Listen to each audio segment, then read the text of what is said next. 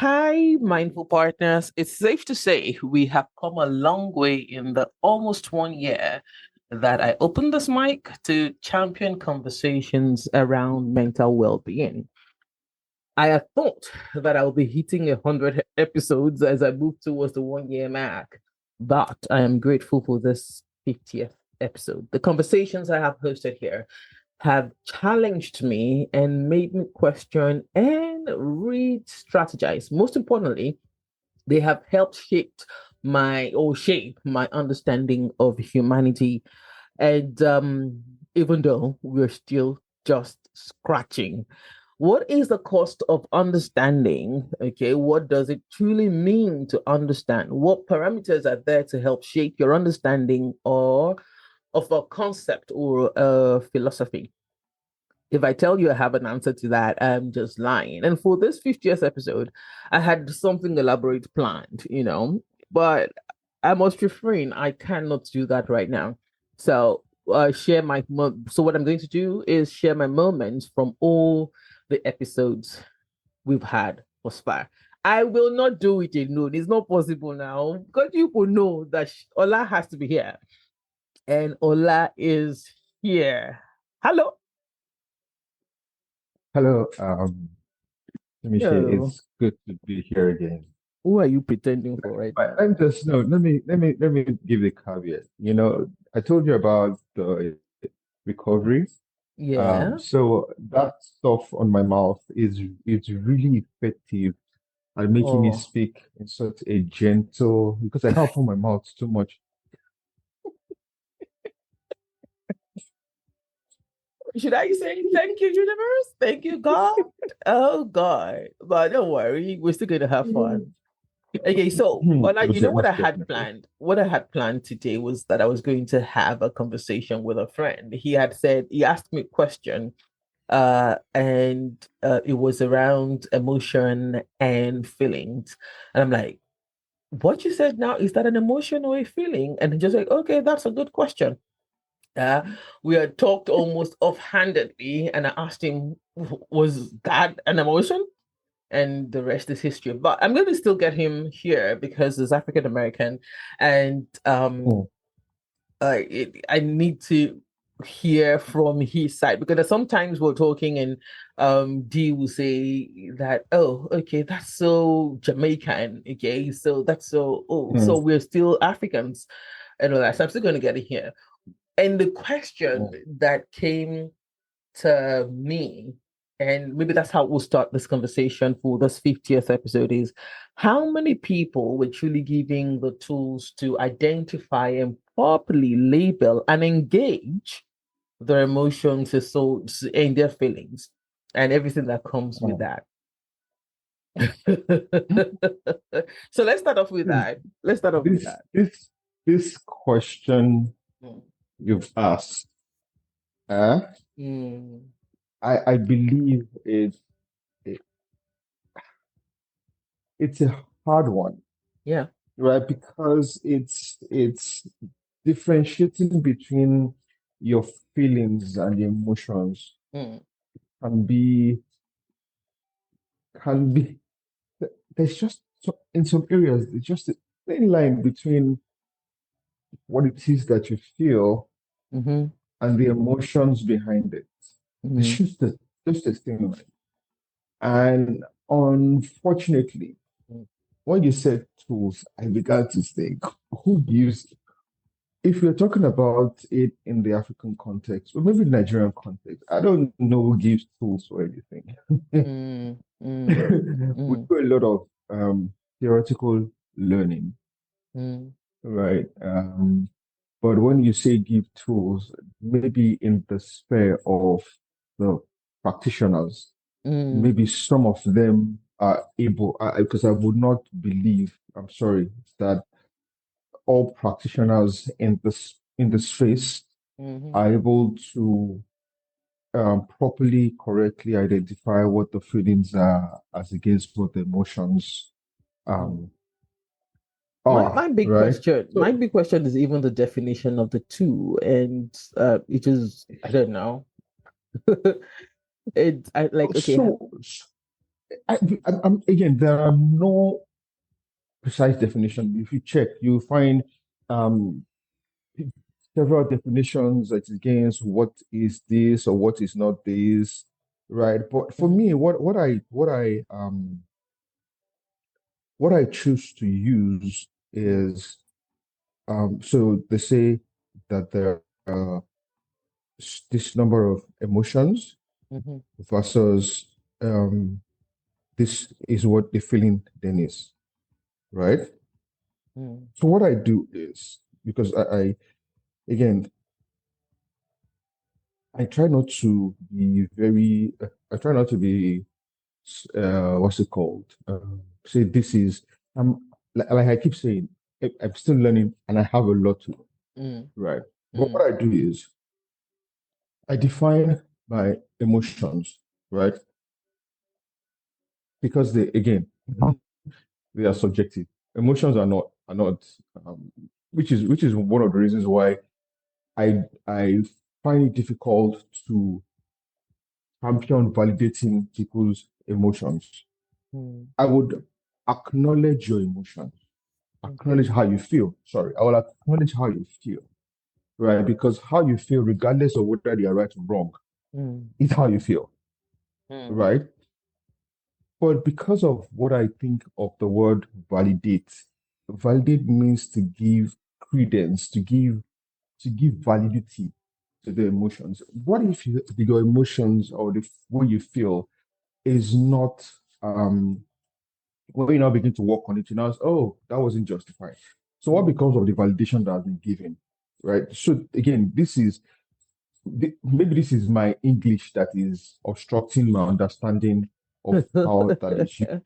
It's To be honest, very possible. yeah, to be honest, Go on, go on. I have not totally explored this because I probably don't even know how to truly walk the thin line. Okay. And this is me because my coping mechanisms or Mm, prior now is to repress and right, then deal before I then begin right. to navigate whatever came up for me for from Yes. an event. Okay, so I'm not sure. Mm, Um, so that is my it's always been my coping mechanism from as far as mm, I can remember, that I can say I knew myself. It's always been there are times that I mm. do burst out in, um extreme, like, well, for me some people might think isn't it isn't, but the Yeah. extreme show of emotions when I'm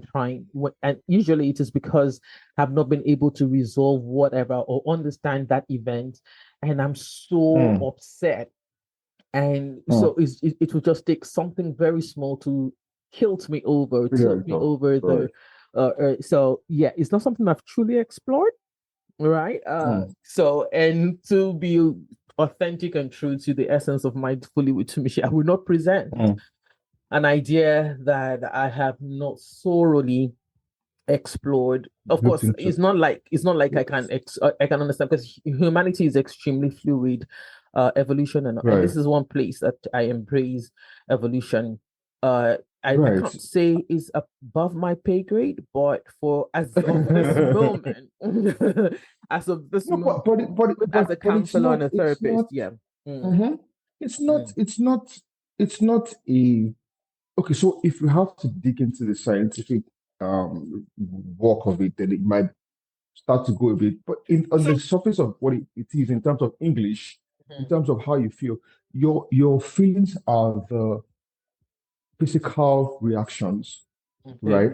Mhm. That you get from the psychological or the subjective um, experience that happens to Mm, you.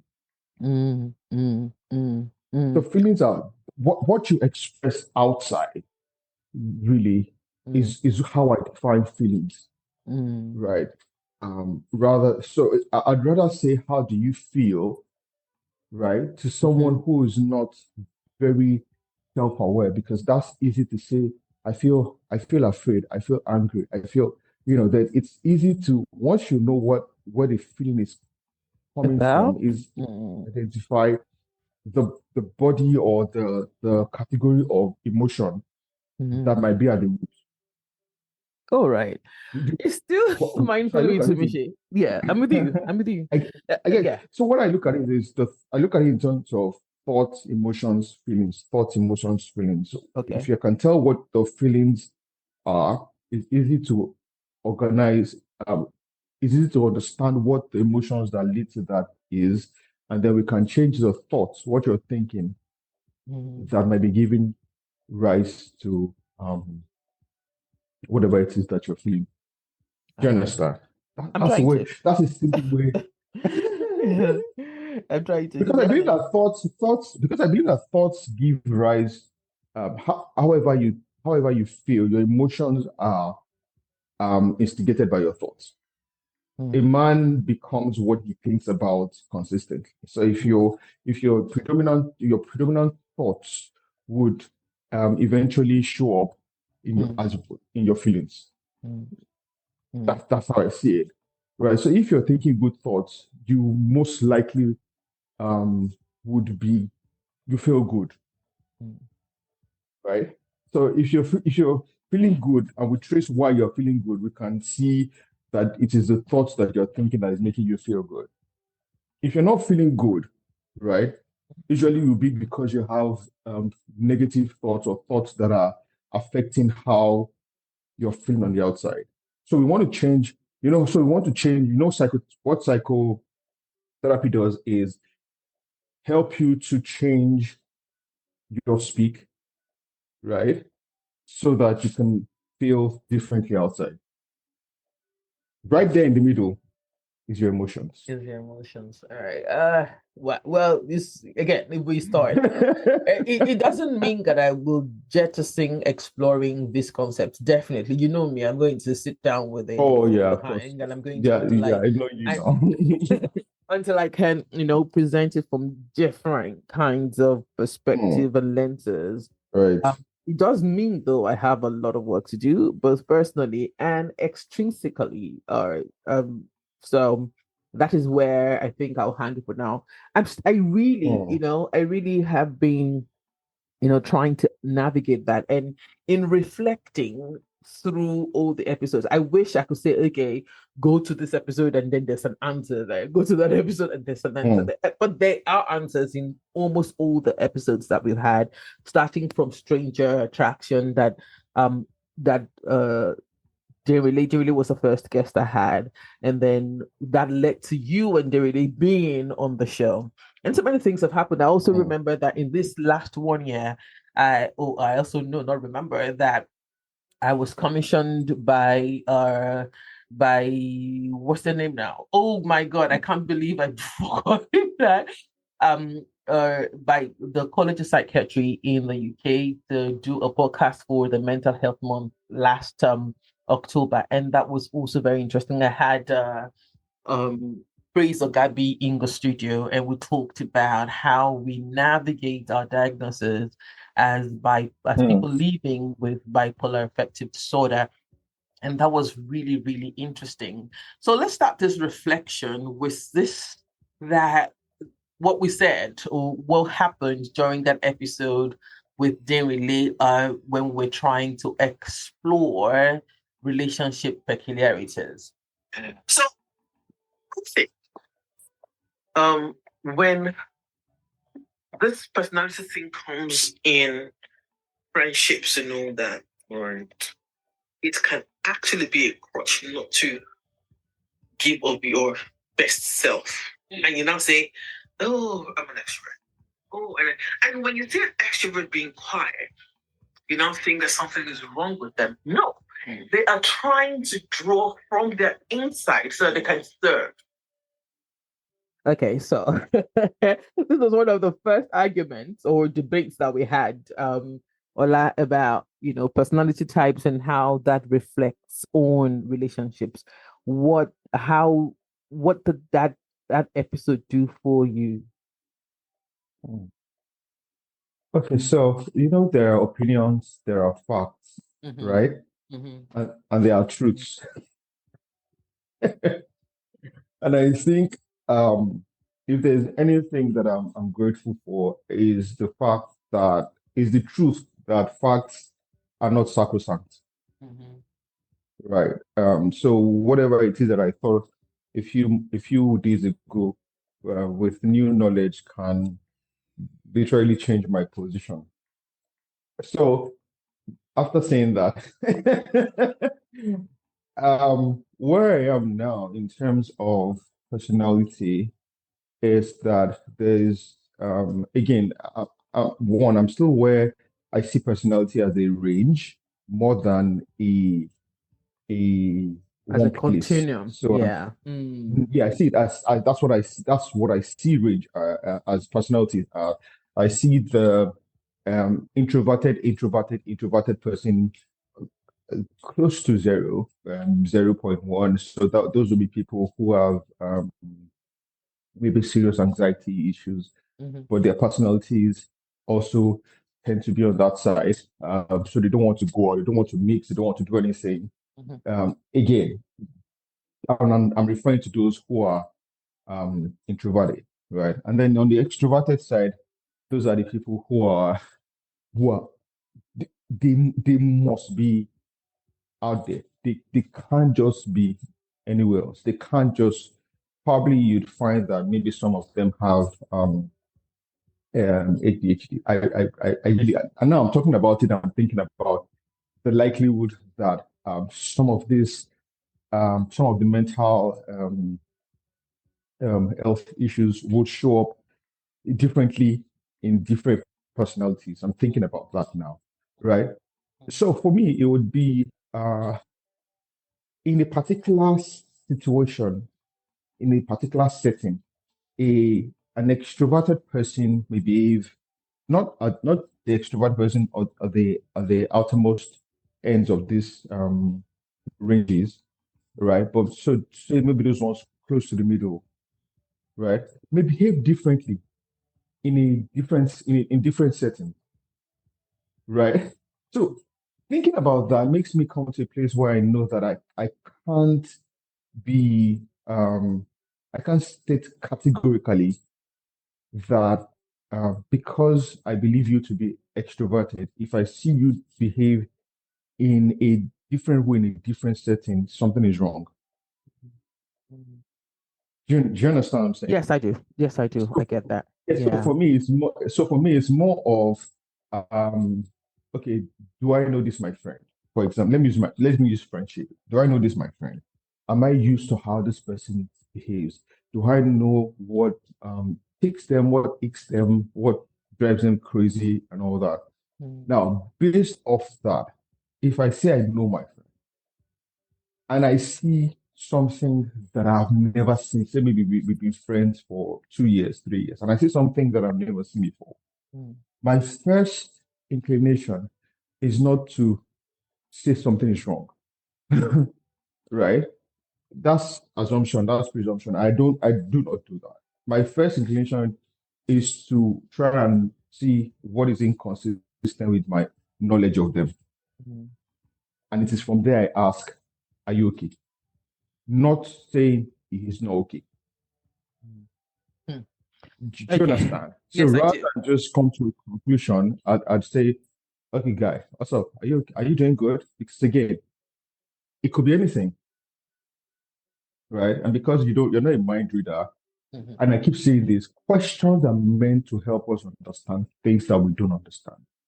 All right. So what you just said now Rather than is going to lead yeah, me to, I hope I can find it. It's going to lead me to something that I found online yesterday. Again, it was Simon Sinek, and he was talking about okay, the 8 minute rule. Okay. And just listen to it and right, let's talk about it for a moment because I was going to do a post about that.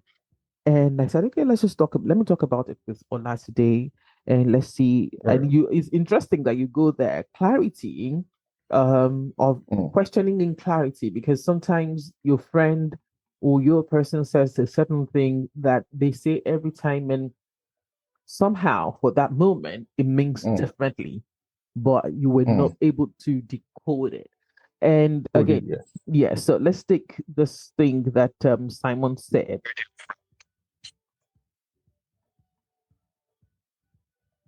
And I went to her house for dinner, and she was telling me this multiple times she went through.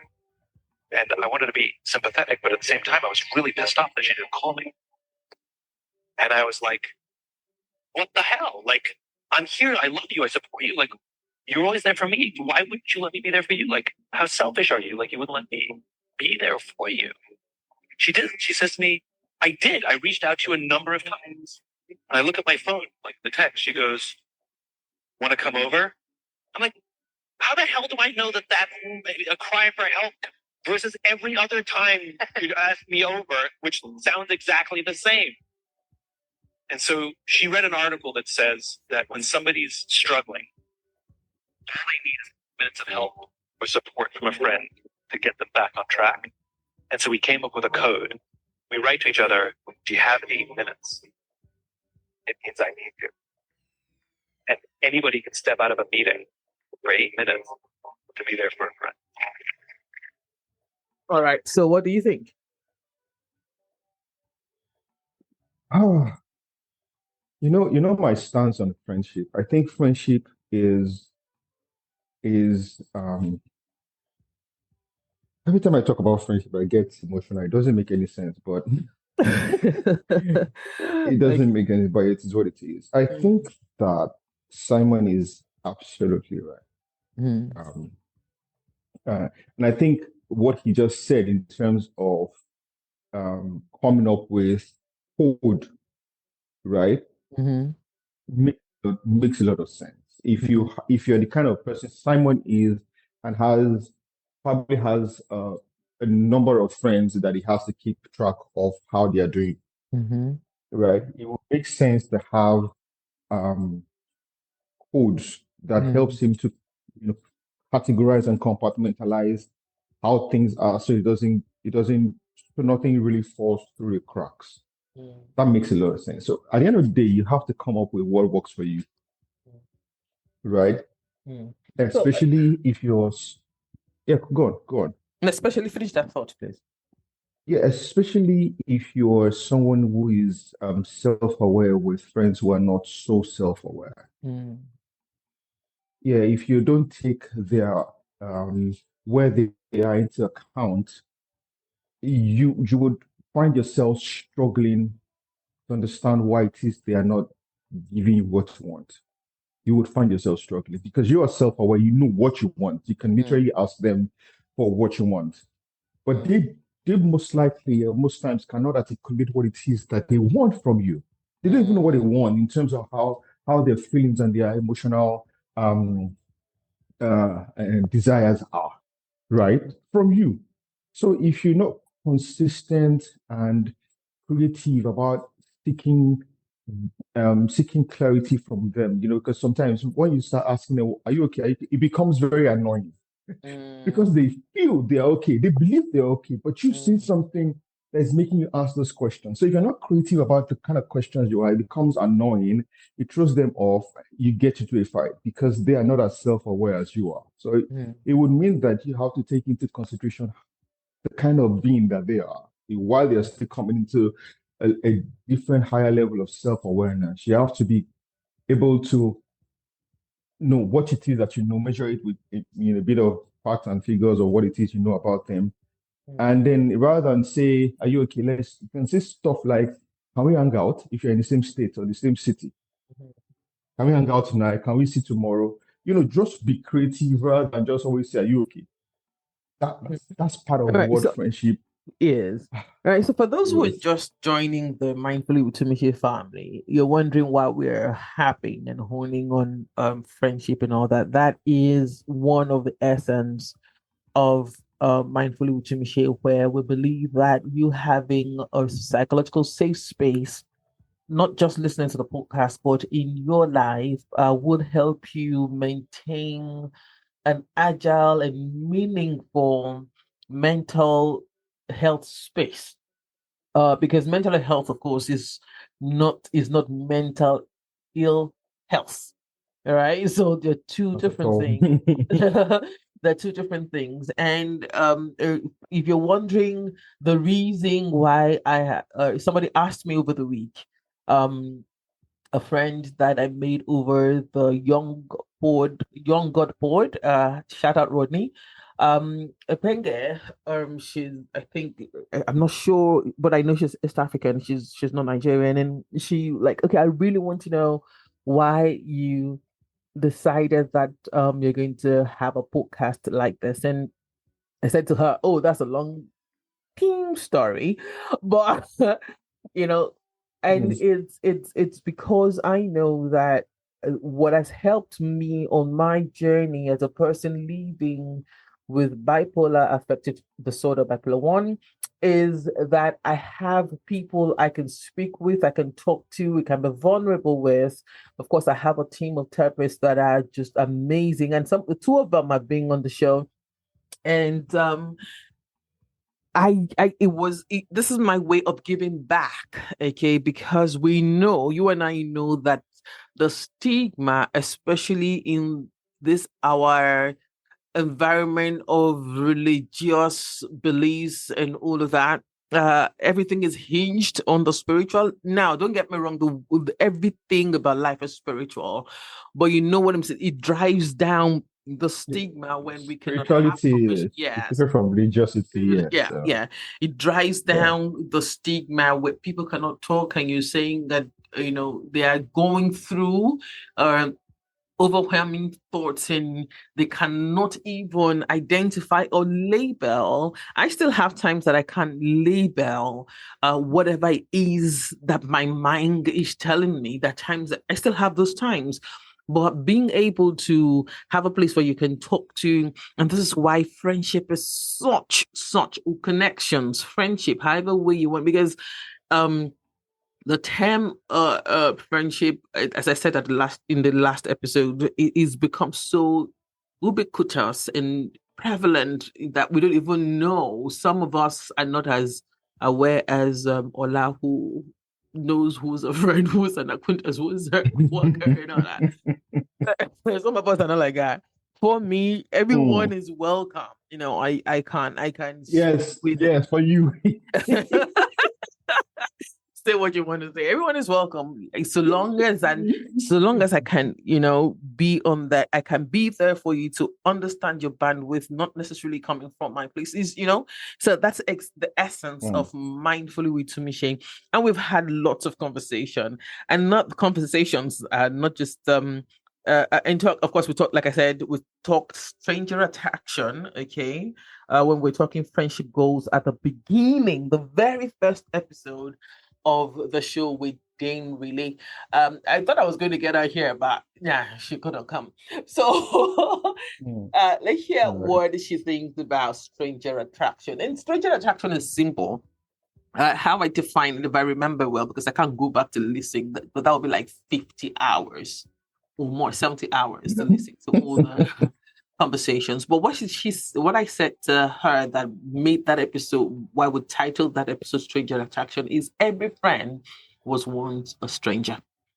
Every friend was Mm. once a stranger. And then you begin Right. to see if your values align and begin to grow. Let's see what we said on just a snippet of what we said on stranger attraction.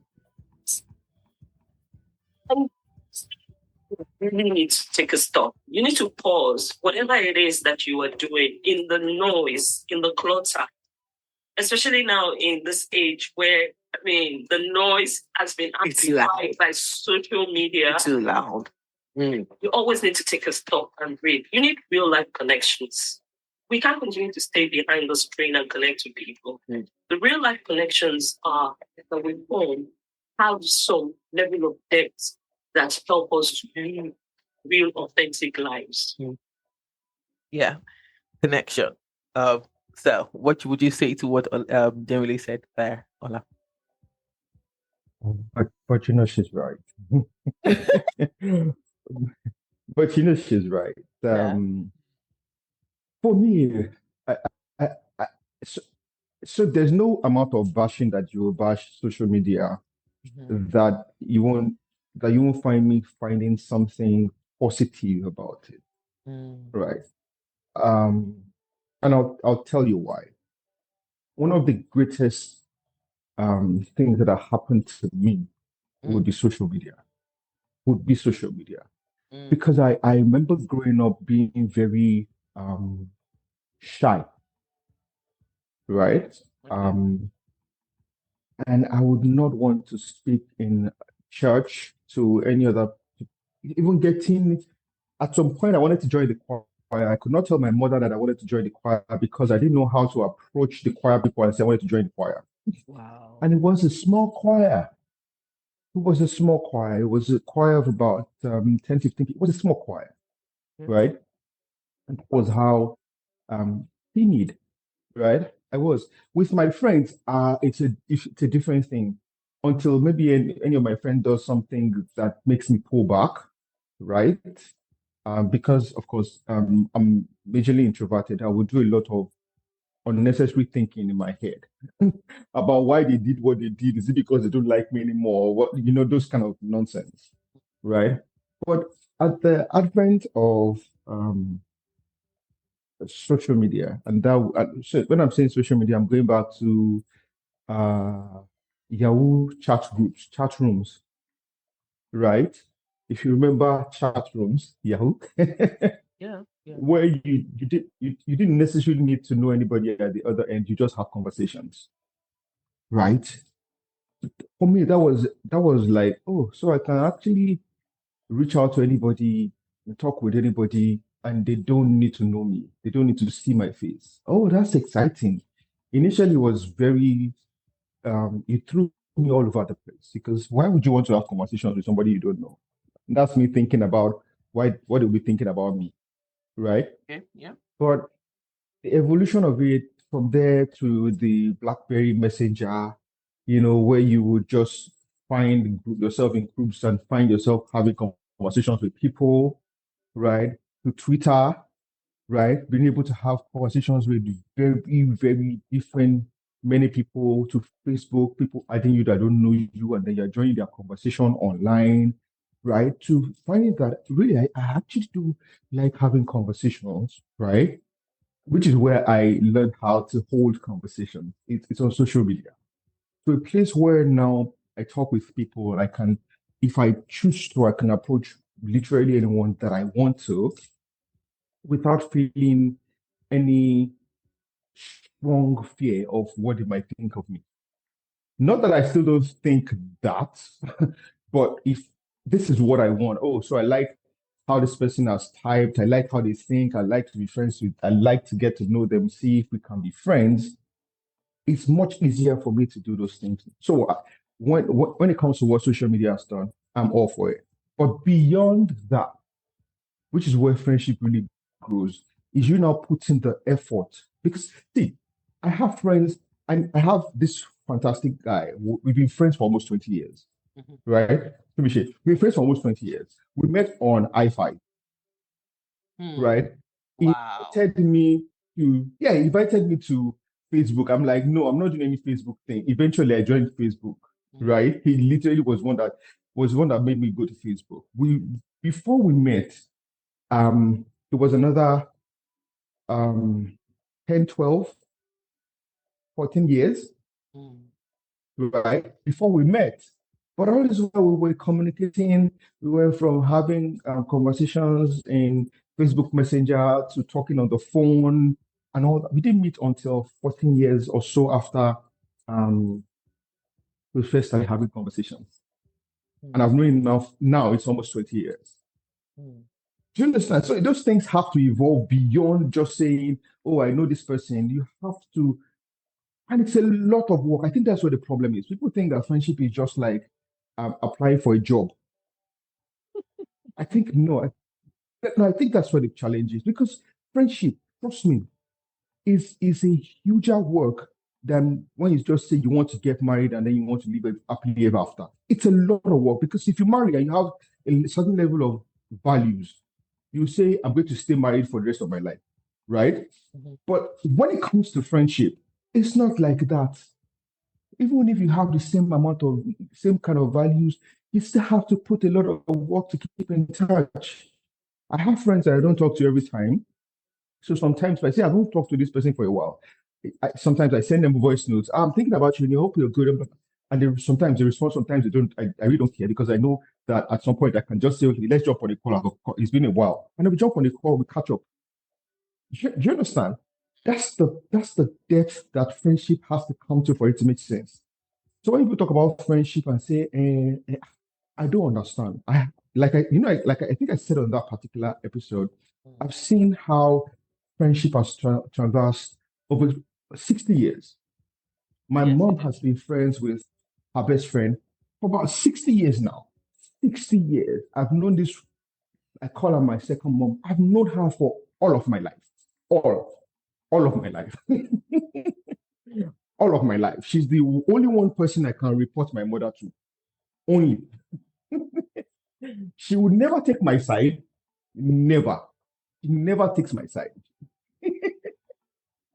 That's interesting. And Really. yeah, it's the friendship is your connection is just deep, is a deep thing. And Mm, because I think that the reason we have this challenges, I stand corrected. The reason we have challenges with mm, connecting is again, we truly were not, I don't know how to explain this. We don't know how to communicate. It's just as you said, we really do not know how to communicate, how to be vulnerable. We are afraid somebody that you're vulnerable to or with will throw it back in your face. You're afraid that somebody's going to talk about you. And and this new one that I hear now, your best friend has a best friend. and I mhm, and and that I have never felt, and this is and some people might not believe it, but I've never felt that, you know, because my best friend has a best friend, I should be insecure. I am secure in any the depth of any relationship I have with a person. And I'll explain. I so if I meet someone now, mm, the and I have history with someone who's been my friend for over 22 years, and it comes across mm, as if this person I just met now um mm, is closer to me than the person who have been in my life since over 22 years. It will be mm, foolhardy of me to think that though I feel very close to and deeply connected to this person who I just met, that mhm, they didn't have their own friends on their own journey. It would be mm, extremely foolhardy of me. This person has had friends before they met me in the year mm, 2024 or in the year 2020 or in the year 2011 or in the year 2009. I had mm. friends, my secondary school best friend, yes, I know you don't like that term, but I do have them. My secondary school best It's all friend, right though. yeah, I know Right. it's all right. I'm not seeking permission. I'm just It's telling all you. right though. It's all right. It's fine. It's fine. My secondary school best friend, Mimi, in as much as we've known each other for over 30 years, yeah, we've Mm, known each other for over 30 years. We don't live in the same continent. I do not mm, expect that she wouldn't have had another connection with someone else. mm, But I do rest and I'm secure in that connection that she and I have, that I know that even though we've not spoken, you guys just spoke with her. Like she said, she sends me jokes like, who is that person? Who is that person that no matter how much or no matter how much I've made it in my, if I become Bill Gates, my mm, farts will still be very funny to her and she's gonna and we know. And even our classmates know that, and she's so extroverted. She's so extroverted. mm, We still get questions. This is mm, 30 years after we've left school. We still get mm, questions. And like, how did you guys navigate it? Because she's extremely extroverted and I'm not. mm, And we just laugh. Fast forward another phase of my life I've had, and it will be foolhardy of me. This is just me, and maybe because I'm very self-evaluating. It will be foolhardy of me to think that a friend that I met in when was this that I met this lady in choir in 1999, 2000 would have the same depth of relationship with the same energy. It's possible. I'm not saying it's not possible. But before I met her in 1999, 2000, she had her best friend. That we have this deep connection does not mean that she cannot. And I expect that I expected, somebody was saying to me the other day, they were sharing something to me, and it's like, she be you. You are a well of secrets. And I agree. I might not be that person who says what a best friend has said to me to another best friend, but in the reality, there are some people who are just like that. That I can't expect. And if I hear, because I know they're best friends, do you understand? I know the people with me and their best friends might not be connecting on the same wavelengths. That's the truth. Like, it will be foolhardy of me to think that if this person I consider who's my best friend, have an event, I will not see the other person there. And then I will expect for them to have, because they have more history than I do with this person I just met. So and I think statement, and I start to be corrected. I think statements like your best friend has a best friend just bust the bubble of vulnerability. Yeah, and because if your best friend needs to be there for you today, and you are afraid that they're going to tell their best friend your deepest secret, I don't understand. I don't know. I don't know. That's just me. And that's just me. Yeah.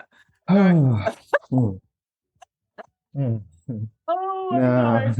I have I'm not tempted to jump into that. I know you're tempted, but I'm just going to refrain right now. So I had on this episode, I think when I took a break in December, I asked that's last December, asked that people should send mails or what, and people rarely wanted to hear from my therapists. I had three, but I'm glad I was able to get two to have a conversation with me on Mindfully with Tumiche. And the first was Muji, of course, and then the second was Kenneth. And Kenneth said something. I will play, of course, what Muji said, but Kenneth said something about, I'm not sure I can find it right now, but he said something about mental health and mental ill health. And one thing that stood out for me in that conversation was that he said, when people say I'm protecting my mental health, he believes that they're trying to say, and as a psychiatrist, I had to agree with him. He said he believes that people are trying to say that I have come to a place that I understand what can feed my my equanimity, right? My sense of self. And I don't want to lose it to you not understanding it. And mental health and mental ill health are so different things. And he says that there is a time of abundance and there is a time of lack. When you can find the balance between the time of abundance and then the time of lack, you know exactly what it means to have a whole mental presence. And that is what it says is mental health. I hope that what I'm playing now is going to be one of those things that I said. Just listen to what Kenneth Owaji says.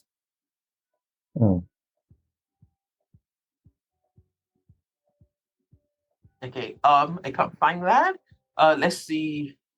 While I look for what Kenneth says, and that is doing this to me. Let's look for what Moji said on mental health earlier on in the year.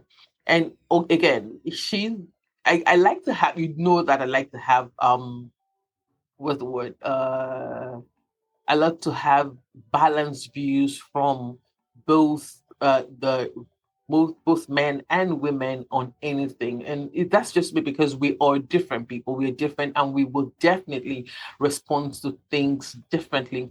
So Moji did say something about mental health while we try to find what Kenneth said on mental health. And if I don't find it, I've already told you what he said. I wanted to hear you from him, but I can't find it now. But I already told you what she said. To find what mental health is, what it means to you, is to find the balance between the time of abundance and the time of lack. Okay, so what would you say on that while I try to find that soundbite? Oh well, I don't know what you want me to say. What when a psychiatrist starts to spoke, I don't know what you want me to say, but it's again, it, I use because more people are familiar with physical health, Mm-hmm. right? Mm-hmm. So I use that analogy. I use that analogy of what your mental health is. Mm. The same way you carry yourself to go and do physical checkup, right? That's the same way you should carry yourself to do mental checkups. You don't necessarily need to visit therapy or a coach for that. Yeah. You can just have sit-ins and check yourself. Where am I with my mind? Am Yeah. I feeling okay? My anxiety level, is it normal? Because we all have times of anxiety, and that's because life really can be uncertain, right? Is it normal? Am I worrying about anything? Is there a justification for this worry? What's the justification for this worry? So again, it would just carry me back to asking questions because it's the same thing. You go when you go for physical evaluations, check-ins. It's the thing they do with you. They ask you questions. How do you feel? Is it this paining you? Is it this doing you? How is this doing you? It's the same thing you do with yourself. Just ask yourself honest questions. Do I truly feel? If you can come back with honest responses, and you can say, okay, this happened. I broke up with my friend, and I really don't feel good at this moment. Good to go. So now you know that you have the challenge of finding a solution to how you feel with regards to what has happened, right? That can throw you off, um, that can throw off your mental health in that particular spot because you're aware of what has caused it. It's easier for you to now begin to work towards either resolving it or letting go. I wrote something about letting go recently. And for me, also, that writing was very therapeutic. I cannot lie to you. I'm one person that finds letting go hard, painful, can be excruciatingly painful. And I think that what makes it harder for us to let go is because we think that pain doesn't have an end. But that's not true. That's not true. I think that's the lie we've sold ourselves, or they sold to us, that when something leaves your life, you don't stop feeling the pain. But that's not true. After a while, the pain becomes less and less and less as long as you're not holding on too tightly to it. Eventually, it will go. You will not feel the pain anymore. So maybe once in a while, the remembrance of it will jog your memory will bring up. But again, it's not as live, as vivid as it was when it first happened. When it first happened. So it's just, for me, that's what it is. Do your mental check-ins the same way you do physical check-ins. If you sense that something is wrong and you cannot deal with it yourself, the same way you go and see it, you go from a GP to a consultant, you go from sitting in with yourself to find a therapist. That's Okay, I that's think what I it is. found I don't Kenneth. know what it is we don't get. We don't get. Okay, let's listen to Right. what Kenneth has to say, or part of what he has to say. Nobody stays on that game. Okay, I got it. So let's just start. I'm so glad I got it. Okay, so let's go. Nobody stays on the end of abundance all the time. Nobody stays on the end of sustenance. And nobody stays on the end of lack. It's spectrum. So it is ubiquitous. But mental ill health has the center stage, in my opinion. All right.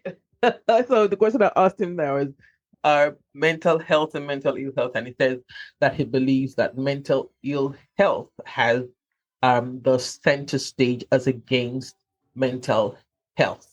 Before we move on, do you agree with that? But that's true, really. But I think most people, yeah, I think, but again, I don't, I think with you and I, we try to find that balance because we don't always talk about mental ill health. We talk about the positive sides of having a great mental health. We talk about Yes. the outcomes of mental health on your friendship. We talk about, I think we try to find the balance, but that's true. The focus really, when they say mental health, it's not on mental health. Most times, it's on mental illness. That's true. Coming to think about it, that's true.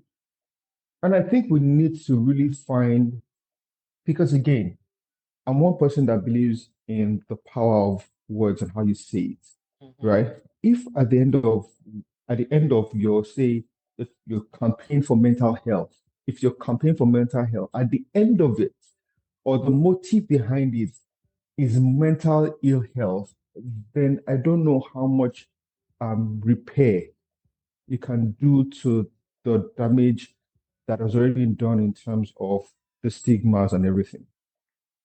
But that's true. That's true. That's so true. What he said now, thinking about it, that's so true. That's so true. Hmm. I see that Interesting. it's working. Yeah, that episode. Okay, so what I'm going to do is I'm going to try my best to put the link of all these episodes, because most of these conversations ran up to 45 minutes, 50 minutes, an hour, and these are just little nuggets from what they said and how they shared with me. And I just let's hear Moji's side of this. Moji is also a psychotherapist, okay, and she was my psychotherapist. Well, I still call them when I did them.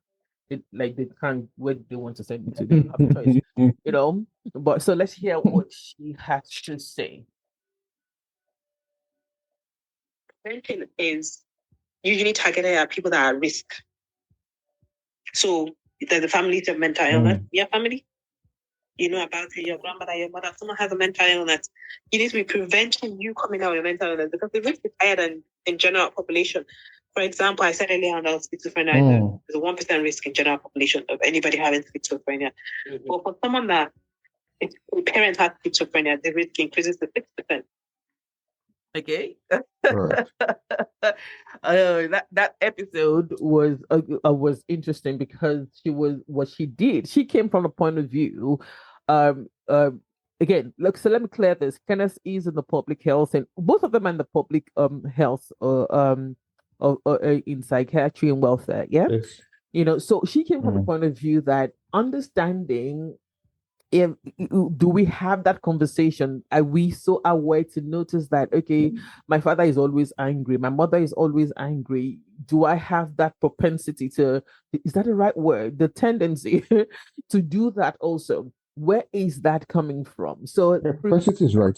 Okay, good. So how do I prevent it if I've noticed, even if it's not that you don't want to go for an evaluation, if you have noticed a certain pattern in your lineage, in your ancestry, how do you prevent it?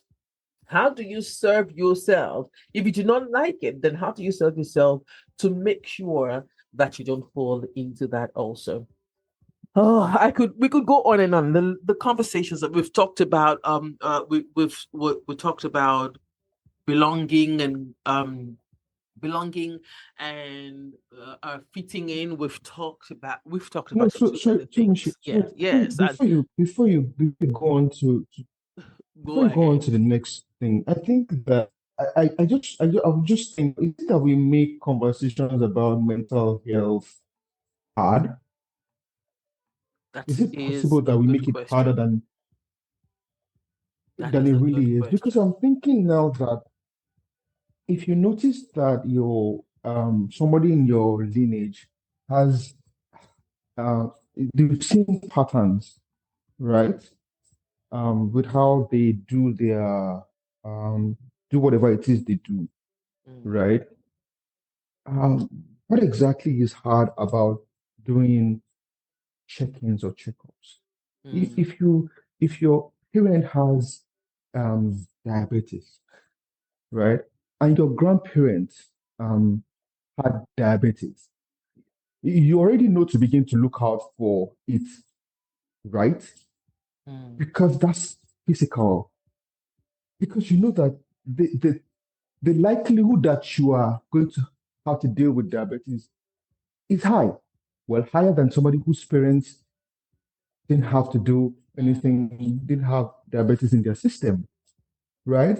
So why is it difficult when it comes to mental health? That's why I'm asking that question. Is it that we're making it um a very hard to understand conversation? Is that intentional, or is it because even as practitioners, um, it's still something that bringing it from the domain of knowledge to the domain of use is hard. I know, right? That's do I have your permission for us to talk about this on a later episode? Yeah. Maybe we should talk about it because I don't have answers right now. Right now, yeah, because we need to, because Mm, the essence of mindful intimacy is to break this down to the, you know, to, I don't know how to say it, to break it really down so that people on, it's not that deep, you know, mm. it's really not that deep. It is deep, but having I to don't have think that it is conversation, deep. it Yes. is deep. But what I mean by it is not that deep is Mm, having to have this conversation should help us to navigate easily. As for me, for example, yes. is the Yes. fact that even between you and I, our relationship Mm, since September last year. Of course, the show started in August, but yeah, show started in August of mm, last year. The way we mm, converse is mm, different now. You know, we mm, don't, you know, you can't say, so how are you today? And I'll just say, oh, yeah, I'm fine. No, you and I know that that doesn't happen. It doesn't mm. happen anymore. It doesn't happen anymore. Mm, Here, you mm, rarely, it's easy for you to say, okay, this is where it, it's easy for you to say, oh, Auntie, you're being superhuman right now, superwoman right now, slow down. It's easy for me to say, oh, God, go mm, and sleep. Do you mm. understand? Because we have learned, yes, now it's just, this one is just 2 days ago conversation, so yeah, that's why I can pick on Yeah, right. that. You and I have learned how to hold each other, but Mm, prior to this podcast, we were friends, just hello, hi, friends. mm, And um mm, you know, but it has evolved in the last what, almost a mm, year that we've been here. And mm.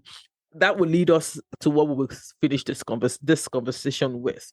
But of course, we also, I think Right.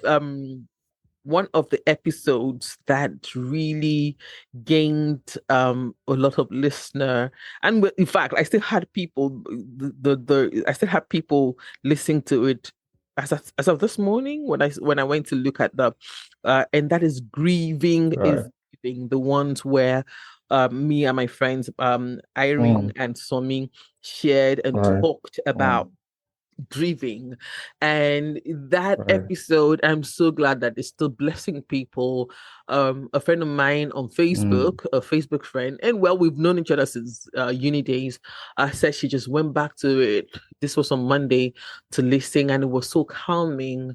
I got a senior colleague, I can't mm, say her name, she might not like it. I got a senior colleague to listen and she was like, "Oh, thank you," because I knew she was, she was in a season of grief, and I sent that episode to her, and it was a person that particular episode was so personal was so vulnerable and personal to me, because the very day that I recorded that episode with my friends before I published it, I called a friend who is now with the Lord and said to him, I said, Femi, Akon, I called him, Akon, I just recorded an episode on grief.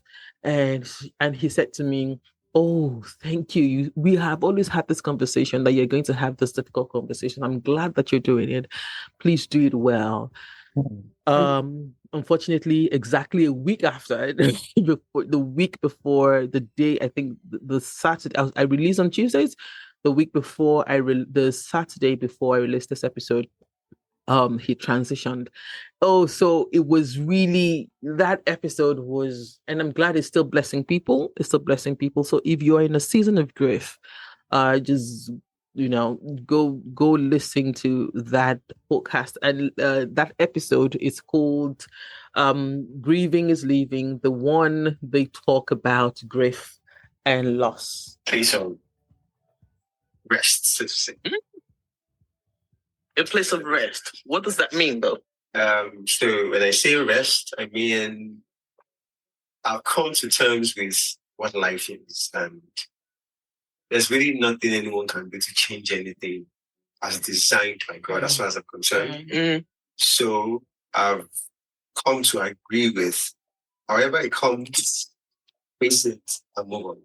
Ooh. And that was for me defining how he sees grief. And you need to listen to his story. This is someone that his mother, when he was young, died right in front of him, and he didn't know what to do. And he said he still went out, and he was still, people around him were still saying, and like, are you? So when the funeral rites was read, they're like, "Are you saying that yesterday when we saw you, oh yeah, she had already died?" And of course, at that time too, it was a year to when Irene lost her sister. So that episode is heavy, and if we start, we can not finish. So if you are going through a season of grief, it does not mean that we answered all the questions on how you can grieve, because we did not just give tips on how to grieve. All we just said is grieving is living, is part of life. Just prepare yourself for it. It will come. Allow yourself to live through it. That is part of your mental evaluation, your personal mental evaluation, to be able to deal with sorrow, with loss, with pain. So going back to your question, so maybe we're going to have to record again next week.